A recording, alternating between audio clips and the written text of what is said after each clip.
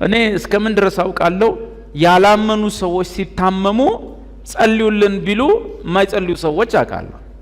ማለት እንዴ ግን ያላመነ ሰው ይድናል እንዴ ብሎ ይፈወሳል እንዴ ብሎ የሚያምኑ ሰዎች አሉ። በነገራችን ላይ ኢየሱስ ምድር ላይ በነበረ ሰዓት የፈወሳቸው ሰዎች ሁሉ በእርሱ ያምኑ ነበር? አያምኑም አይደል? እንደ አብዛኛው አያምኑ።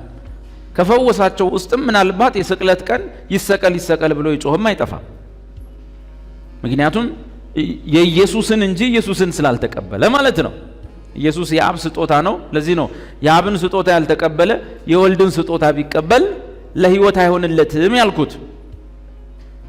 የአብ ስጦታ ኢየሱስ ነው፣ እሱ ህይወት ነው። ህይወትን ተቀበልክ ማለት ኢየሱስ ቢፈውስ ግን እሱም ባትቀበል ምንም ጥቅም የለውም። ለዚህ ነው ኢየሱስ ስለ አጋንንት መውጣት ሲናገር ጥሩ ነው፣ አንድ አጋንንት ሊወጣ ይችላል፣ ግን ባስወጣው ሰውየው ባዶ እስከሆነ ድረስ ዛት ሚስ እኔን እስካልተቀበለ ድረስ ሌላ 7 ጋኔን ነው መጥቶ የሚገባበታል። ማስወጣቱ ቀላል ነው፣ ይወጣለታል፣ ግን ሌላ ይገባበታል።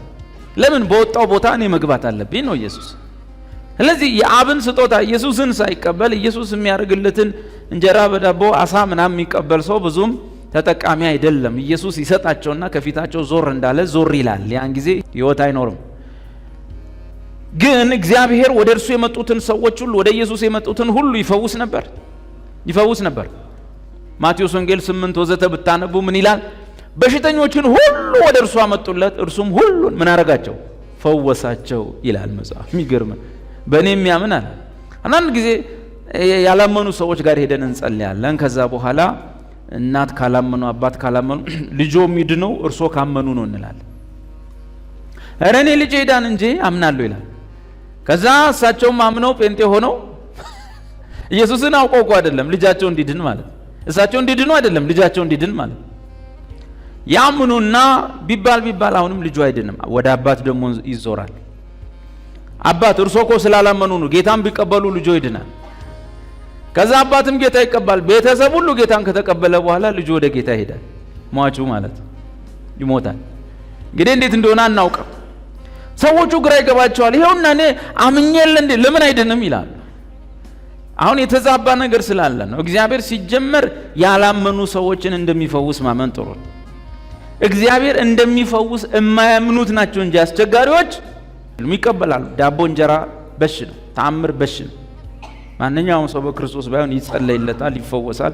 ጌታ የእስላሙም የክርስቲያኑም አምላክ ነው። እሱን አዳኝ አድርጎ መቀበል ሌላ ርዕስ ሆኖ ሳለ ማለት ነው።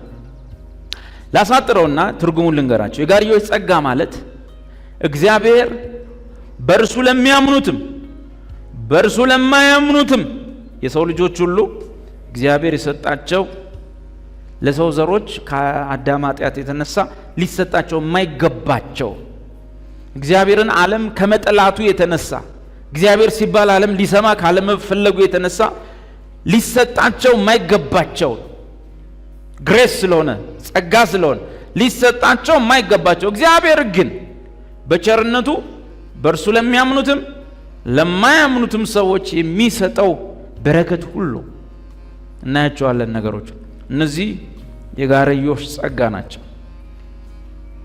ለሚያምኑትም ለማያምኑትም እግዚአብሔር የሰጣቸው ሰዎች ምንም ኃጢአተኛ ቢሆኑም በደለኛም ቢሆኑ የተገባቸው ባይሆኑም እግዚአብሔር የሰጣቸው የተትረፈረፉ በረከቶች በምድር ላይ እነዚህ የእግዚአብሔር የጋርዮሽ ጸጋ ይባላሉ። ለክርስቲያን ብቻ አይደለም፣ ለማያምንም እግዚአብሔር የለም ለሚልም እግዚአብሔርን ለሚሳደብም ስለ እግዚአብሔር ማውራት በሚከለከልበት አገር በቻይና ኢየሱስ ብትል በሰይፍ በምትታረድበት አረቢያ የእግዚአብሔርን ስም መጥራት በማይፈልግ የትኛውም የአውሮፓ ዓለም ወዘተ ሃይማኖት መስማት የማይፈልገው ሰለጠንኩ ባያለ በዛ ሁሉ ላሉት እኩል ያለማዳላት የሚሰጣቸው የተትረፈረፉ ነገሮች ሁሉ የጋርዮሽ ጸጋ ይባላሉ። የእግዚአብሔር በጋራ ለፍጥረቱ ሁሉ የሰጠው አመኑ አላመኑ፣ ካዱ አልካዱ፣ ተሳደቡ በረቁ የሚሰጣቸው ነገሮች ናቸው። እነዚህ የጋርዮሽ ጸጋ ይባላሉ። ልብ በሉ፣ አዳምና ሔዋን ኃጢአት ባደረጉበት ቀን ላይ የሞት ፍርድ ተፈርዶባቸው ነበር። ባደረጉበት ቀን የበላህ ቀን ሞትን ትሞታለህ አላቸው። ግን ያ የፍርድ አፈጻጸም ግን በወቅቱ በስጋቸው ላይ አልተፈጸመም። ጭራሽ ምን ሆኑ? 930 ዓመት ሙሉ እንዲኖር እየበላ እየጠጣ ልጆች እየወለደ እንዲኖር ተፈቀደለት። ምንም እንኳን ከእግዚአብሔር ጋር ጸበኛ ቢሆንም፣ ምንም እንኳን ከእግዚአብሔር ጋር እርቅ ባይፈጽምም፣ ግን በእግዚአብሔር የጋርዮች ጸጋ ላልዳነም ለዳነም ለፍጥረት ሁሉ በሚሰጠው የጋርዮች ጸጋ ሰውየው የተትረፈረፈ 930 ዓመት ኖሮ ልጆችን ወልዶ እንዲኖር ተፈቀደለት። እንዲሁም ዛሬም በቢሊዮን የሚቆጠር የዓለማችን ሕዝብ ማለት በቢሊዮን የሚቆጠሩ የዓለማችን ሕዝብ ጌታ ኢየሱስን እንደማያምን እናውቃለን አይደለም? ግን ሰው ሁሉ ኃጢአት ባደረገበት ቀን ላይ በስጋ ሞት አይሞትም። ኃጢአትም እያደረገ እግዚአብሔርንም እየጠላ እግዚአብሔርን እየሳደበ ኢየሱስ ስንለው እየተናደደ ይኖራል፣ ይነግዳል፣ ይማራል፣ ይሰራል፣ ትልቅ ደረጃ ይደርሳል። ማናቸውንም የሰው ኑሮ የሚያስፈልገው ነገር ሁሉ ተሰጥቶት ይኖራል።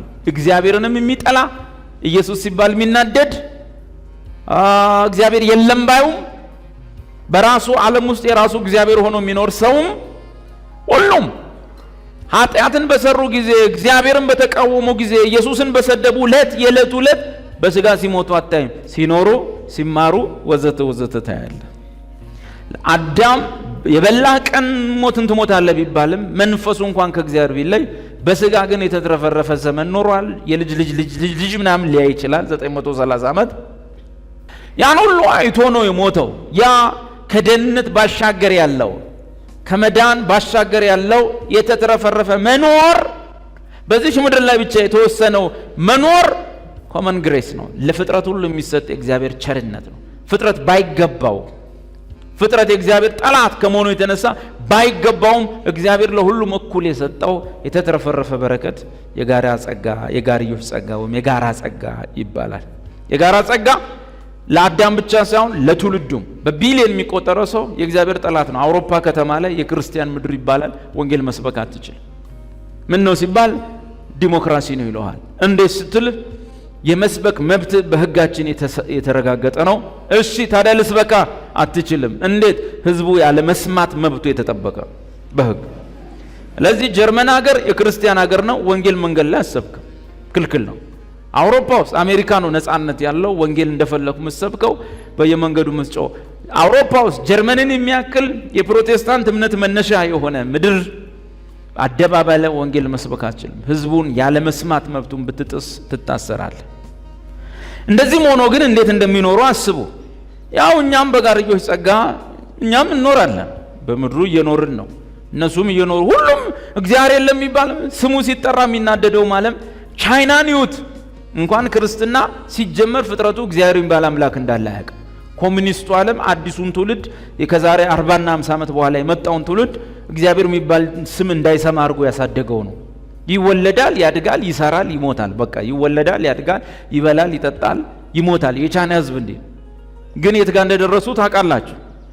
ሀብታቸው የት ጋር እንደደረሰ፣ እድገታቸው የት ጋር እንደደረሰ። ሳውዲ አረቢያን እዩ። ኢየሱስ ጌታ ነው ብትል ወዲያው ምን እንደሚፈጸምብህ። ትላንት ፓኪስታንን እዩ። አንዲት ሴት አንዲት ክርስቲያን ሴት እምነቷን በአደባባይ ስለገለጠች የሞት ፍርድ እንዲፈረድባት ህዝቡ እንዴት እንደሚበጠብጥ እዩ።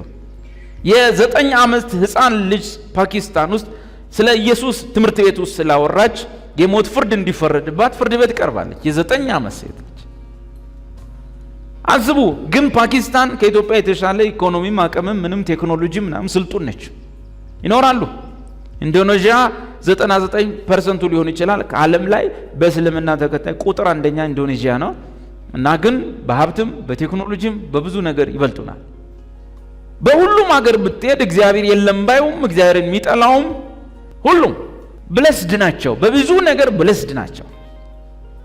ብዙ ነገራቸው ከክርስቲያኑ ዓለም ምንም የሚተናነስ ነገር የለውም። በእርግጥ ነው የክርስቲያኑ ዓለም የተሰጠውን በሰላም መብላት ቢችልም፣ የተሰጠውን ተረጋግቶ መብላት ቢችልም፣ ነፃነት እየተሰማው መብላት ቢችልም፣ ደስተኛ ሆኖ መብላት ቢችልም፣ እየዘመረ መብላት ቢችልም፣ እነሱም ግን የጎደለባቸው ነገር የለም። ያ የጋራ ጸጋ ይባላል። ስለዚህ ትርጉሙ ምንድነው? የጋርዮሽ ጸጋ የደህንነት ወይንም የዘላለም ህይወት ክፍል ያልሆነው ከዘላለም ሕይወት ጋር ግንኙነት የሌላቸው የዘላለም ሕይወት የደህንነት ክፍል ያልሆኑ ማናቸውም በዚህ ምድር ላይ ላለው ነገር የሆነ የተትረፈረፈ የእግዚአብሔር ቸርነት፣ የእግዚአብሔር በረከት፣ የእግዚአብሔር ጸጋዎች ናቸው የጋራ ጸጋ የሚባሉት። እስላም ክርስቲያን፣ ያመነ ያላመነ ሁሉም የሚካፈለው ነገር ማለት ነው።